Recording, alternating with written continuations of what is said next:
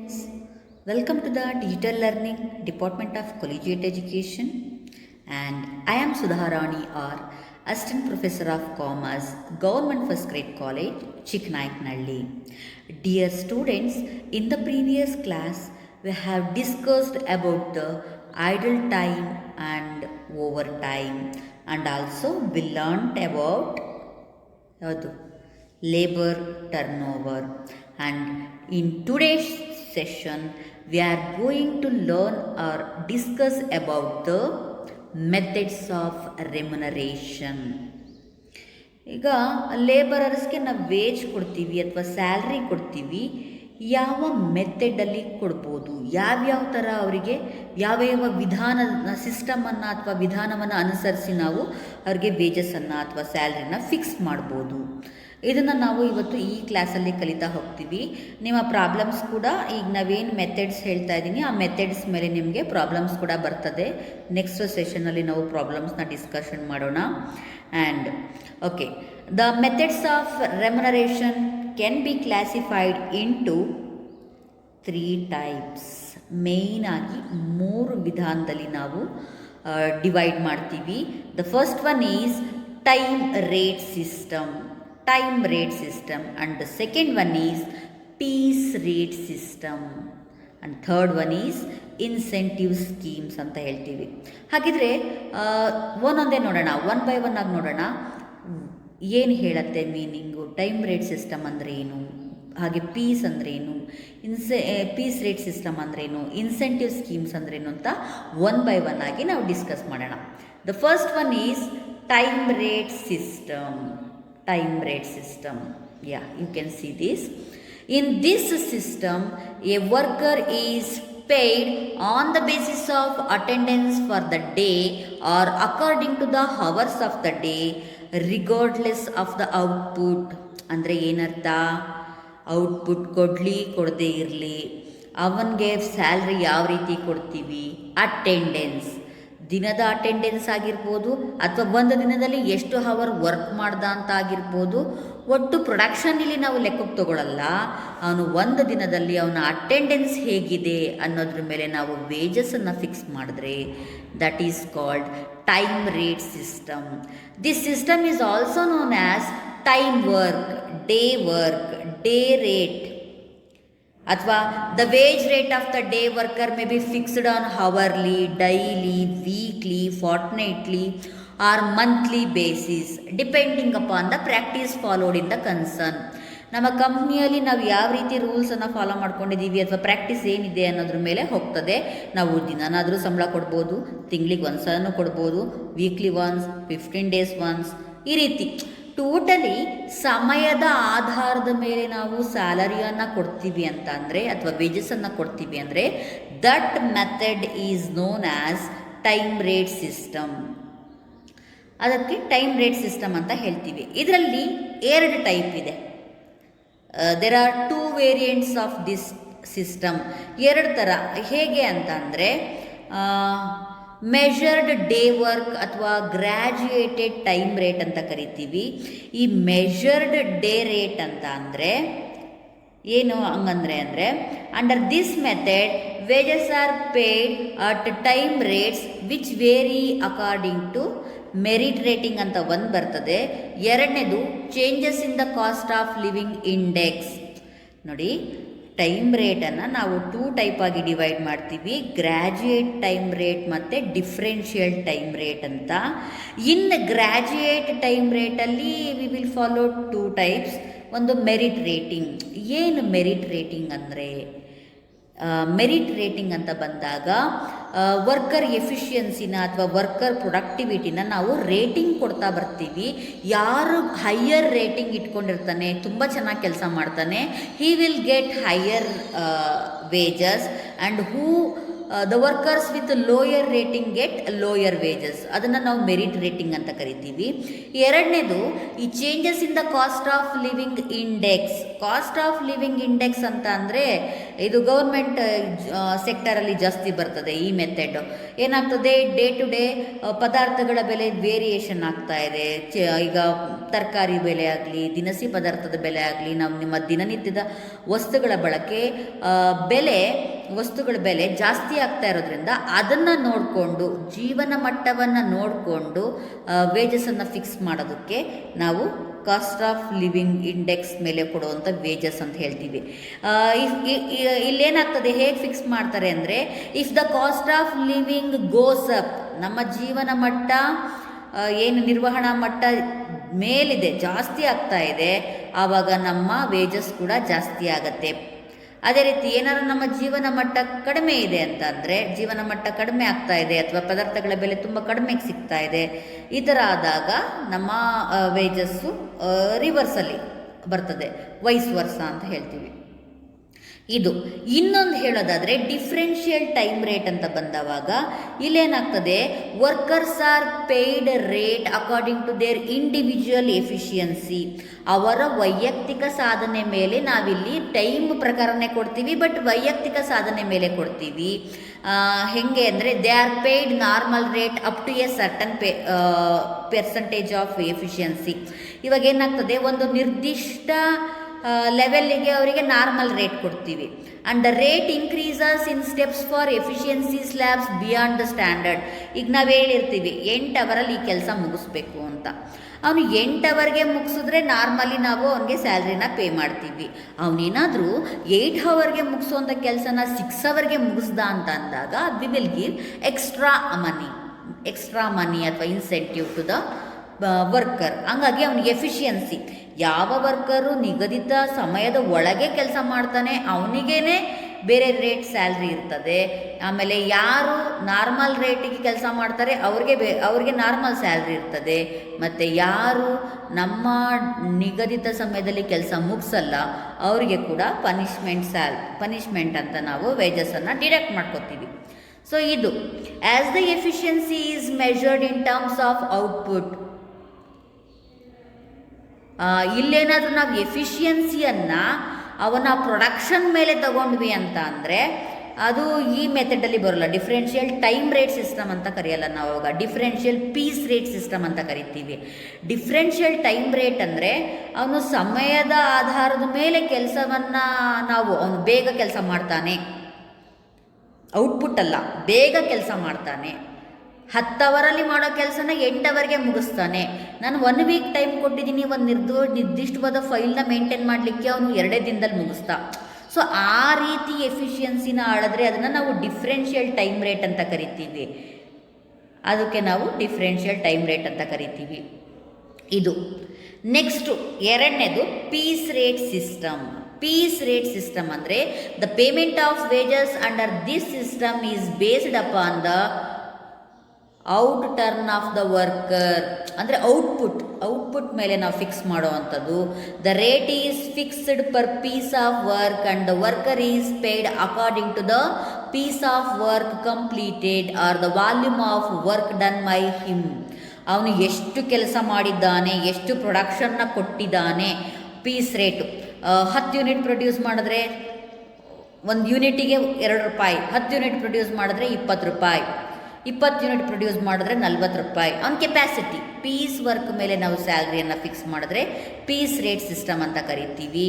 ಹಾಗೆ irrespective of the time taken by him in completing that work. ಅವನು ಎಷ್ಟೊತ್ತಾದರೂ ಸಮಯ ತಗೊಳ್ಳಿ, ತೊಂದರೆ ಇಲ್ಲ, ಆದರೆ ಅಲ್ಲಿ ನಾವು ಸಮಯಕ್ಕಿಂತ ಹೆಚ್ಚು ಪ್ರಾಶಸ್ತ್ಯ ಅವನು ಎಷ್ಟು ಕೆಲಸ ಮಾಡಿದ್ದಾನೆ, ಎಷ್ಟು ಪ್ರಾಡಕ್ಟನ್ನು ಪ್ರೊಡ್ಯೂಸ್ ಮಾಡಿದ್ದಾನೆ ಅನ್ನೋದ್ರ ಮೇಲೆ ಕೊಡ್ತಾ ಹೋಗ್ತೀವಿ. ಅದಕ್ಕೆ ನಾವು ಪೀಸ್ ರೇಟ್ ಸಿಸ್ಟಮ್ ಅಂತ ಕರಿತೀವಿ. A workman is free to earn as much as his ability, energy or skill. ಅವನ ಕೆಪ್ಯಾಸಿಟಿ ಎಷ್ಟು ಇದೆ, ಸಾಮರ್ಥ್ಯ ಎಷ್ಟಿದೆ ಅಷ್ಟು ಅವನು ಅರ್ನ್ ಮಾಡ್ಬೋದು. Or skill would allow to him to produce. ಅವನ ಶಕ್ತಿ ಸಾಮರ್ಥ್ಯದ ಮೇಲೆ ಅವನ ಅರ್ನಿಂಗ್ಸ್ ಡಿಪೆಂಡ್ ಆಗ್ತದೆ. ಇಲ್ಲಿ 2 type, there are 2 types. Straight piece rate, secondly differential piece rate. ಈ ಸ್ಟ್ರೈಟ್ ಪೀಸ್ ರೇಟ್ ಅಂದರೆ it's a simple method of making payment at a fixed rate per unit for the units produced. ಅಂದರೆ earnings ಅಂತ ಅಂದರೆ number of units produced into rate per unit. 10 unit produce ಮಾಡಿದ 1 ಯೂನಿಟಿಗೆ 2 ರೂಪಾಯಿ, is 20 rupees. ಇದು straight piece rate ಆಗ್ತದೆ. And second method is differential piece rate. Differential piece rate ಅಂತ ಬಂದವಾಗ under this system efficient workers are paid wages at a lower rate. Efficient ವರ್ಕರ್ಗಳು ವೇಜಸನ್ನು lower rate ಅಂತ ಅಂದರೆ lower rate in the sense lower rate ಅನ್ನೋದಕ್ಕಿಂತನೂ ಅವನು ಏನು efficient ಕೆಲಸ ಮಾಡ್ತಾನೆ ಅವನಿಗೆ this system efficient workers are paid wages at a higher rate. A definite standard of efficiency is set for each job, and for efficiency below or above the standard, different piece rates are paid according to different level of efficiency. Different level of efficiency ಅಂತ ಕರಿತೀವಿ. ಅದೇ ರೀತಿ ಅಂದರೆ ಅವನಿಗೆ ಒಂದು standard time ಒಂದು standard efficiency fix ಮಾಡಿರ್ತೀವಿ. ಇವಾಗ for example 2 hours 50 units produce ಮಾಡಬೇಕು ಅಂತ ನಾವು ಟೈಮ್ ಫಿಕ್ಸ್ ಮಾಡ್ಕೊಂಡಿರ್ತೀವಿ. ಅವ್ನು 2 hours 50 ಯೂನಿಟ್ಸ್ ಪ್ರೊಡ್ಯೂಸ್ ಮಾಡ್ದೇನೆ ಅವನೇನಾದ್ರೂ 60 ಯೂನಿಟ್ಸ್ ಪ್ರೊಡ್ಯೂಸ್ ಜಾಸ್ತಿ ಮಾಡ್ದ ಅಂದರೆ ಅದಕ್ಕೆ ಎಕ್ಸ್ಟ್ರಾ ಸ್ಯಾಲ್ರಿ. ಅಕಸ್ಮಾತ್ ಅವ್ನು 50 ಯೂನಿಟ್ಸ್ ಅಂತ ಹೇಳಿದ್ದೀವಿ, ಬರೀ 40 ಯೂನಿಟ್ಸ್ ಪ್ರೊಡ್ಯೂಸ್ ಮಾಡಿದ್ದಾನೆ ಮೀನ್ಸ್ ಅಲ್ಲಿ ನಾವು ಸ್ವಲ್ಪ ಸ್ಯಾಲ್ರಿಯನ್ನು ವೇಜಸನ್ನು ಸ್ವಲ್ಪ ಅವನಿಗೆ ಡಿಮೋಟಿವೇಟ್ ಆಗ್ತದೆ, ಅಲ್ಲಿ ಸ್ವಲ್ಪ ಅವನಿಗೆ ಕಟ್ ಆಗ್ಬೋದು, ಅವನಿಗೆ ಕಡಿಮೆ ಬೀಳ್ಬೋದು. ಇಲ್ಲಿ ಅವನಿಗೆ ಕಟ್ ಮಾಡೋದಕ್ಕಿಂತ ಚೆನ್ನಾಗಿ ಕೆಲಸ ಮಾಡಿದವನಿಗೆ ಜಾಸ್ತಿ ಕೊಡೋದು ವಾಡಿಕೆಯಾಗಿರುತ್ತೆ. ಸೊ ಇದನ್ನು ನಾವು ಡಿಫ್ರೆನ್ಷಿಯಲ್ ಪೀಸ್ ರೇಟ್ ಸಿಸ್ಟಮ್ ಅಂತ ಹೇಳ್ತೀವಿ. ಇದನ್ನು ತುಂಬ ಡೀಟೇಲ್ ಆಗಿ ನೀವು ಪ್ರಾಬ್ಲಮ್ಸಲ್ಲಿ ನೋಡ್ತೀರಾ. ಅದರಲ್ಲಿ 2 ಮೆಥಡ್ ಇದೆ, ನಾವು 2 ಥಿಯರಿನ ಫಾಲೋ ಮಾಡ್ತೀವಿ. Taylor differential piece rate method and Merrick differential piece rate method ಅಂತ ಕರಿತೀವಿ. First one Taylor differential piece rate. ಮಕ್ಕಳೇ ಇದನ್ನು ನೀವು ನೇರವಾಗಿ ನನ್ನ ಪ್ರಾಬ್ಲಮೆಟಿಕ್ ವಿಡಿಯೋಸಲ್ಲೇ ನೀವು ನೇರವಾಗಿ ಜಾಸ್ತಿ ತಿಳ್ಕೊಬೋದು. ಆದರೂ ಸಿಂಪಲ್ಲಾಗಿ ಹೇಳ್ತೀನಿ. ಟೇಲರ್ ಡಿಫ್ರೆನ್ಷಿಯಲ್ ಪೀಸ್ ರೇಟ್ ಅಂದರೆ FW ಟೇಲರ್ ಅನ್ನೋನು ಇಂಪ್ರೂವ್ ಮಾಡಿರುವಂಥದ್ದು ಈ ಥಿಯರಿನ. FW Taylor thought to improve the efficiency of workers by suggesting 2 rates of payment of wages. ಅವನು ಹೇಳ್ತಾನೆ, ಅವನು ಯಾಕೆ ಇದನ್ನು ಡೆವಲಪ್ ಮಾಡಿದ ಥಿಯರಿನ ಅಂತ ಅಂದರೆ ವರ್ಕರ್ಸ್ನ ಎಫಿಷಿಯನ್ಸಿನ ಇಂಪ್ರೂವ್ ಮಾಡಲಿಕ್ಕೆ ಅವನು ರೆಡಿ ಮಾಡಿರುವಂಥ ಥಿಯರಿ ಇದು. ಇಲ್ಲಿ a higher rate to the workers who product equal or more than the standard fixed for production during the day. ಒಂದು ದಿನದಲ್ಲಿ ಅವನು ಪ್ರೊಡಕ್ಷನ್ನ ಈಕ್ವಲ್ ಆಗಿ ಅಂದರೆ ನಾವೇನು ಫಿಕ್ಸ್ ಮಾಡಿರ್ತೀವಿ ಸ್ಟ್ಯಾಂಡರ್ಡ್ ಅದಕ್ಕೆ ಸಮನಾದ ಅಥವಾ ಅದಕ್ಕಿಂತ ಹೆಚ್ಚು ಕೆಲಸವನ್ನು ಮಾಡಿದವ್ರಿಗೆ ಹೈಯರ್ ರೇಟನ್ನು ಕೊಡಬೇಕು ಅಂತ. ಹಾಗೆ lower rate to the workers who do not achieve the standard, ಅಂದರೆ ಟಾರ್ಗೆಟ್ ಕೊಟ್ಟಿರ್ತೀವಿ, ಆ ಟಾರ್ಗೆಟ್ ಅವನು ಅಚೀವ್ ಮಾಡಲಿಲ್ಲ ಅಂತ ಅಂದರೆ ಅವ್ರಿಗೆ ನಾರ್ಮಲಾಗಿ ಕೊಡೋದಕ್ಕಿಂತನೂ ಕಮ್ಮಿ ಕೊಡಿ, ದಟ್ ಈಸ್ 80% ಕೊಡಿ ಅಂತ ಅವನು ಥಿಯರಿನ ಬರೀತಾನೆ. ಪ್ರಾಬ್ಲಮ್ಸಲ್ಲಿ ನೀವು ಈಸಿಯಾಗಿ ಕಲ್ತ್ಕೋತೀರಾ. ಈಗ ಥಿಯರಿ ಅಲ್ವಾ, ಇಷ್ಟು ಸಾಕು. Merrick differential piece rate. Merrick differential piece rate ಅಂತ ಅಂದರೆ ಇದನ್ನು ಟೇಲರ್ ಮೆಥಡಲ್ಲೇ ಸ್ವಲ್ಪ ಚೇಂಜಸ್ ಮಾಡಿದಾರಷ್ಟೇ. The effect on the wages is quite sharp in the marginal cases. So ಅಲ್ಲೇನಾಗ್ತದೆ, ಸ್ವಲ್ಪ ಏನು ಮಾಡ್ತಾನೆ ಅಲ್ಲಿ ಅಂದರೆ ಈಕ್ವಲ್ಲು ಅಥವಾ ಅದಕ್ಕಿಂತ ಜಾಸ್ತಿ ಮಾಡಿದಾಗ ಟೇಲರಲ್ಲಿ ಏನಾಗ್ತದೆ 120% ಅಷ್ಟೇ ಮ್ಯಾಕ್ಸಿಮಮ್, ಅವನು ಅದಕ್ಕೆ ಮೇಲೆ ಕೊಡಲ್ಲ. ಹಾಗೆ ಅವನು ಎಷ್ಟೇ ಕಡಿಮೆ ಕೆಲಸ ಮಾಡಲಿ ಅವನಿಗೆ ಮಿನಿಮಮ್ 80% ಸ್ಯಾಲ್ರಿ ಕೊಡಬೇಕಂತ ಹೇಳ್ತಾನೆ. ಇದನ್ನು ರಿಮೂವ್ ಮಾಡಬೇಕು ಅಂತ ಮೆರಿಕ್ ಅವರು ಇನ್ನೊಂದು ಪೀಸ್ ರೇಟ್ಸ್ ಥಿಯೋರಿನ ಡೆವಲಪ್ ಮಾಡಿದ್ರು. ಅದರಲ್ಲಿ ಬರ್ತದೆ ಪರ್ಸೆಂಟೇಜ್ ಆಫ್ ಸ್ಟ್ಯಾಂಡರ್ಡ್ ಔಟ್ಪುಟ್, ಆಮೇಲೆ ಪೇಮೆಂಟ್ ಅಂಡರ್ ಮೆರಿಕ್ ಮೆಥಡ್ ಅಂತ. ಈಗ ಅವನು ಅಪ್ ಟು 83% ವರ್ಕ್ ಮಾಡಿದ್ದಾನೆ ಅಂದರೆ ಅವನಿಗೆ ನಾರ್ಮಲ್ ರೇಟ್ ಕೊಡಿ, ಅವ್ನಿಗೇನು ಫಿಕ್ಸ್ ಆಗಿತ್ತು ಆ ರೇಟಲ್ಲೇ ಸ್ಯಾಲ್ರಿ ಕೊಡಿ. ಹಾಗೆ ಅವನು ಎಬೋವ್ 83% ಮತ್ತು ನಮ್ಮ 100%ವರೆಗೂ 83% ಮೇಲಿರೋರು ಮತ್ತು 100% ಅಥವಾ ಸಮನಾಗಿ ಕೆಲಸ ಮಾಡಿದವರು, ನಾವೇನು ಟೈಮ್ ಫಿಕ್ಸ್ ಮಾಡಿದ್ವಿ 5 hours, ಆ 5 hours ಸರಿಯಾಗಿ ಕೆಲಸ ಮಾಡಿದವ್ರಿಗೆ 110% ಕೊಡಿ. ಹಾಗೆ ಎಬೋವ್ 100% ನಾವು ಏನು ಸ್ಟ್ಯಾಂಡರ್ಡ್ ಫಿಕ್ಸ್ ಮಾಡಿದ್ವಿ ಅದಕ್ಕಿಂತ ಜಾಸ್ತಿ ಕೆಲಸ ಮಾಡೋರಿಗೆ 120% ಕೊಡಿ ಅಂತ ಹೇಳಿ ಮೆರಿಕ್ ಥಿಯರಿನ ಪ್ರಪೋನ್ ಮಾಡ್ತಾರೆ. ಇದನ್ನು ಕೂಡ ನಿಮಗೆ ಪ್ರಾಬ್ಲಮ್ಸ್ ಬಂದಾಗ ನೀವು ನೋಡೋರಂತೆ. ಇದಿಷ್ಟು ಏನೇನು ಕಲ್ತ್ವಿ, ಟೈಮ್ ರೇಟ್ ಸಿಸ್ಟಮ್ ಒಂದು, ಪೀಸ್ ರೇಟ್ ಸಿಸ್ಟಮ್ ಒಂದು. And thirdly incentive scheme. Incentive scheme ಅಂತ ಅಂದರೆ under this heading we study the following methods. Incentive ಅಂದರೆ ನಿಮ್ಗೆ ಅದರಲ್ಲೇ ಗೊತ್ತಾಗ್ತದೆ, ಒಂಥರ ಬೋನಸ್, ಪ್ರೋತ್ಸಾಹಧನ, ಈ ರೀತಿ ವರ್ಡ್ ಯೂಸ್ ಮಾಡ್ತೀವಿ. ಇದರಲ್ಲಿ 2 ಟೈಪ್ ಇದೆ. ಒಂದು Halsey premium scheme and secondly Rowan premium scheme ಅಂತ. ಹಾಲ್ಸೆ ಪ್ರೀಮಿಯಂ ಸ್ಕೀಮಲ್ಲಿ this system is known as 50-50 plan. ನಾವಿದನ್ನು 50-50 ಪ್ಲ್ಯಾನ್ ಅಂತ ಕೂಡ ಕರಿತೀವಿ. And it was introduced by F A. Halsey, an American engineer. ಇವನೊಬ್ಬ ಅಮೆರಿಕನ್ ಎಂಜಿನಿಯರ್, ಅವನು ಪ್ರಪೋನ್ ಮಾಡಿರುವಂಥ ಥಿಯರಿ ಇದು, ಅಥವಾ ಫೈಂಡ್ ಔಟ್ ಮಾಡಿರೋದು ಇದು plan. Under this method A standard time is fixed for the performance of each job. ಪ್ರತಿಯೊಂದು ಜಾಬಿಗೂ ಅಥವಾ ಪ್ರತಿಯೊಂದು ವರ್ಕ್ಗೂ ಸ್ಟ್ಯಾಂಡರ್ಡ್ ಟೈಮ್ನ ಫಿಕ್ಸ್ ಮಾಡ್ತಾರೆ, ಒಂದು ನಿರ್ದಿಷ್ಟ ಅವಧಿಯನ್ನು ಫಿಕ್ಸ್ ಮಾಡ್ತಾರೆ. Worker is paid for actual time taken at on hourly rate plus 50% of time saved as bonus. ಇವನು ಹೇಗೆ ಸ್ಯಾಲ್ರಿ ಫಿಕ್ಸ್ ಮಾಡ್ತಾನೆ ಅಂದರೆ, ವರ್ಕರ್ಸು ಏನು ನಾವು ನಾರ್ಮಲ್ ಕೆಲಸ ಮಾಡ್ತಾರೆ, ಕೆಲಸಕ್ಕೆ ತಕ್ಕನಾದ ಸ್ಯಾಲ್ರಿ ಇರ್ತದೆ ಅವರಿಗೆ. ಅದ್ರ ಜೊತೆಗೆ ಅವರೇನಾದರೂ ನಿಗದಿಪಡಿಸಿದ ಅವಧಿಗಿಂತ ಬೇಗ ಕೆಲಸ ಮುಗಿಸಿದ್ರು ಅಂದರೆ ಅವರೇನು ಮುಗಿಸ್ತಾರಲ್ಲ ಕೆಲಸನ, ಟೈಮ್ ಉಳಿಸ್ತಾರಲ್ವ, ಆ ಟೈಮ್ ಸೇವ್ಡ್. ಇವಾಗ ಫಾರ್ ಎಕ್ಸಾಂಪಲ್ 4 ಅವರ್ಸಲ್ಲಿ ನೀವು ಕೆಲಸ ಮುಗಿಸ್ಬೇಕು ಅಂತ ಹೇಳಿದ್ದೀನಿ, 3 ಅವರ್ಸಲ್ಲಿ ಕೆಲಸ ಮುಗಿಸಿದ್ರಿ. ಸೊ ಇನ್ನು 1 ಅವರ್ ಇದೆಯಲ್ಲ, ಆ 1 ಅವರ್ಗೆ ಏನು ಪೇಮೆಂಟ್ ಇರ್ತಿತ್ತು ಅದರ 50%ಅನ್ನು ಬೋನಸ್ ಆಗಿ ಕೊಡೋದು. ಟೈಮ್ ಸೇವ್ಡ್, ಅವನೇನು ಸಮಯ ಉಳಿತಾಯ ಮಾಡ್ತಾನೆ ಆ ಸಮಯದ ರೇಟನ್ನು ನಾವು ಅರ್ಧದಷ್ಟು, ಆ ರೇಟ್ನ ಅರ್ಧದಷ್ಟು ಬೋನಸ್ ಅಂತ ಕೊಡ್ತೀವಿ. That is Halsey premium plan ಅಂತ ಕರಿತೀವಿ, ಬೋನಸ್ ಪ್ಲಾನ್ ಅಂತಲೇ ಕರಿತೀವಿ ಇದನ್ನು. ಈಗ 3 ಅವರ್ ಏನಿತ್ತು ಪೀಸ್, ಈಗ ಇಷ್ಟು ಕೆಲಸ ಮಾಡಬೇಕು ಅಂತ ಒಂದು ಸ್ಟ್ಯಾಂಡರ್ಡ್ ಅವರ್ ಫಿಕ್ಸ್ ಮಾಡಿದ್ವಿ. 4 ಅವರ್ಸಲ್ಲಿ 30 ಯೂನಿಟ್ಸ್ ಪ್ರೊಡ್ಯೂಸ್ ಮಾಡಬೇಕು ಅಂತ. ಅವನು 4 ಅವರ್ಸಲ್ಲಿ 30 ಯೂನಿಟ್ಸ್ ಪ್ರೊಡ್ಯೂಸ್ ಮಾಡೋ ಬದಲು 3 ಅವರ್ಸ್ಗೆ 30 ಯೂನಿಟ್ಸ್ ಪ್ರೊಡ್ಯೂಸ್ ಮಾಡಿದ್ದಾನೆ. ಅಂದರೆ ಕೆಲಸ ಬೇಗ ಮುಗಿಸಿದ್ದಾನೆ. ಇನ್ನೂ 1 ಅವರ್ ಉಳಿಸ್ದ, ಅಂದ್ಬಿಟ್ಟು ಅವನಿಗೆ ನಾವು ಆ 1 ಅವರ್ಗೆ ಕೊಡಬೇಕಾದ ಏನು ಸ್ಯಾಲ್ರಿ ಇರ್ತದೆ ಅದರಲ್ಲಿ ಅರ್ಧದಷ್ಟನ್ನು ನಾವು ಬೋನಸ್ ಅಂತ ಅವ್ರಿಗೆ ಕೊಡೋದು. ಅದಕ್ಕೆ ಇಲ್ಲಿ ಹೇಳ್ತಾರೆ, total wages under this scheme is calculated with the help of following formula. ನೋಡಿ ಅಲ್ಲಿ ಅರ್ನಿಂಗ್ಸ್ ಇದೆ. Earnings is equal to time taken into rate per hour. ಎಷ್ಟು 1 ಅವರ್ಗೆ ಎಷ್ಟು ಕೆಲಸ ಮಾಡ್ತಿದ್ದ ಅದು ದುಡ್ಡು, ಟೈಮ್ ಟೇಕನ್. ಇವಾಗ 3 ಅವರ್ಸ್ ಕೆಲಸ ಮಾಡ್ದ, ಒಂದು ರೇಟಿಗೆ 1 ಅವರಿಗೆ ಅವನಿಗೆ 10 ರೂಪಾಯಿ ಇದೆ ಅಂದರೆ 30 rupees plus 1 hour time save ಮಾಡೋದ್ನಲ್ಲ, ಆ ಟೈಮ್ ಸೇವ್ಡ್ಗೆ ಅರ್ಧದಷ್ಟು. ಈಗ 1 ಅವರ್ಗೆ 10 ರೂಪಾಯಿ ಇತ್ತು, 10 ರೂಪಾಯಲ್ಲಿ 5 ರೂಪಾಯಿಯನ್ನು ಬೋನಸ್ ಅಂತ ಕೊಡೋದು. ಅಂದರೆ ಕೆಲಸ ಮಾಡ್ದೇನೆ ಸ್ಯಾಲ್ರಿ ಬಂತು ಅಲ್ವಾ. That is Halsey premium plan.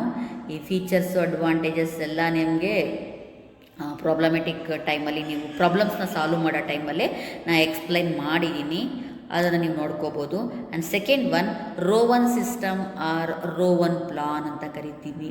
ಈ ರೋವನ್ ಸಿಸ್ಟಮಲ್ಲಿ the scheme was introduced in 1901 by David Rowan of Glasgow, ಇಂಗ್ಲೆಂಡ್ನ ಡೇವಿಡ್ ರೋವನ್ ಅನ್ನೋನು 1901 ಇದನ್ನು ಇಂಟ್ರಡ್ಯೂಸ್ ಮಾಡ್ದ. The wages are calculated on the basis of hours worked.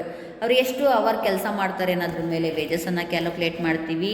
Wear as the bonus is that proportion of the wages of time taken which the time saved bears to the standard time allowed. ಅಂದರೆ Halsey ಪ್ಲಾನಲ್ಲಿ ಏನು ಮಾಡ್ತಿದ್ವಿ, ಅವನು ಎಷ್ಟು ಸಮಯ ಉಳಿತಾಯ ಮಾಡಿದ ಅದರಲ್ಲಿ 50% ಕೊಡ್ತಿದ್ವಿ. ಇಲ್ಲಿ ರೋವನ್ ಯಾವ ಥರ ಥಿಂಕ್ ಮಾಡ್ತಾರೆ ಅಂದರೆ, ಇಲ್ಲ 50% ಹೇಗೆ ಕೊಡೋದು, ಸರಿ ಹೋಗಲ್ಲ ಇದು.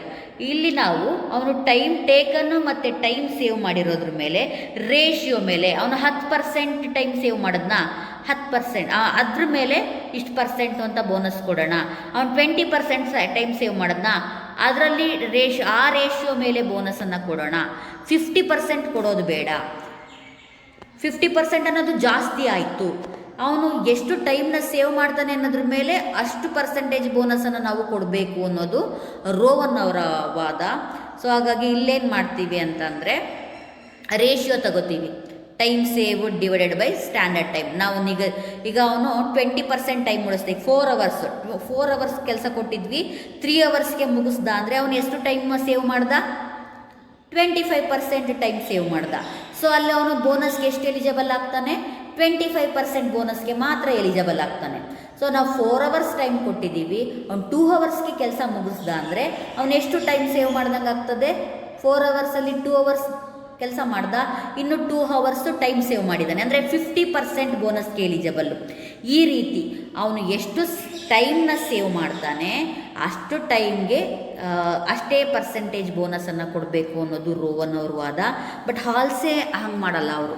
ಅಲ್ಲಿ ಅವನು ಎಷ್ಟಾದರೂ ಟೈಮ್ ಸೇವ್ ಮಾಡಲಿ, ಅವ್ನು ಟೈಮ್ ಸೇವ್ ಮಾಡಿದ್ದಾನೆ ಅಂದ್ರೇ ಆ ಟೈಮ್ ಸೇವ್ನ 50%ಅನ್ನು ಕೊಟ್ಬಿಡೋಣ ಅಂತ ಹೇಳ್ತಾರೆ. ಅವನು ಎಷ್ಟು ಟೈಮ್ ಸೇವ್ ಮಾಡಿದನೋ ಆ ಟೈಮ್ ಸೇವ್ ಮೇಲೆ 50% ಕೊಡ್ತಾರೆ. ಇಲ್ಲಿ ಹಾಕ್ಕೊಡಲ್ಲ.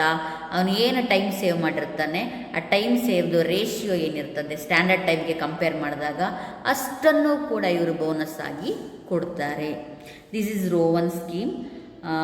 ಇನ್ನು ಡೀಟೇಲ್ಸ್ ಅಂತ ಅಂದರೆ ಮಕ್ಕಳೇ, ನಾನು ಹಾಲ್ಸೆ ಪ್ಲಾನ್ ಮತ್ತು ರೋವನ್ ಪ್ಲಾನ್ನ ಸಾಲ್ವ್ ಮಾಡಬೇಕಾದ್ರೇ ಡೀಟೇಲಾಗಿ ಎಕ್ಸ್ಪ್ಲೈನ್ ಮಾಡಿದ್ದೀನಿ. ಹಾಗಾಗಿ ನೀವು ಅಲ್ಲಿ ನೋಡ್ಕೋಬೋದು. ಪ್ರಾಬ್ಲಮ್ಸ್ ಮಾಡುವಾಗಲೇ ನಾನು ಯಾಕೆ ಹೀಗೆ ಮಾಡ್ತಾರೆ ಅನ್ನೋದನ್ನ ಡೀಟೇಲಾಗಿ ಎಕ್ಸ್ಪ್ಲೈನ್ ಮಾಡಿದ್ದೀನಿ ನೆಕ್ಸ್ಟು ಫ್ಯೂಚರ್ ಸೆಷನ್ಸಲ್ಲಿ. ಇದು ಥಿಯರಿ ಪಾರ್ಟ್ ಅಷ್ಟೇ. ಸೊ ಇವತ್ತು ನಾವು ಈ ಸೆಷನ್ನಲ್ಲಿ ಏನನ್ನ ತಿಳ್ಕೊಂಡ್ವಿ ಅಂದರೆ we learn three methods of remuneration. That is one is time rate system, second one is piece rate system, and third one is incentive schemes. Hope you people are understood of this session. ನೀವೆಲ್ಲರೂ ಚೆನ್ನಾಗಿ ಅರ್ಥ ಮಾಡ್ಕೊಂಡಿದ್ದೀರಾ ಅಂತ ಭಾವಿಸ್ತೀನಿ ಮಕ್ಕಳೇ. In the next class we will discuss problematic sessions. Until then, have a nice day. Thank you for listening.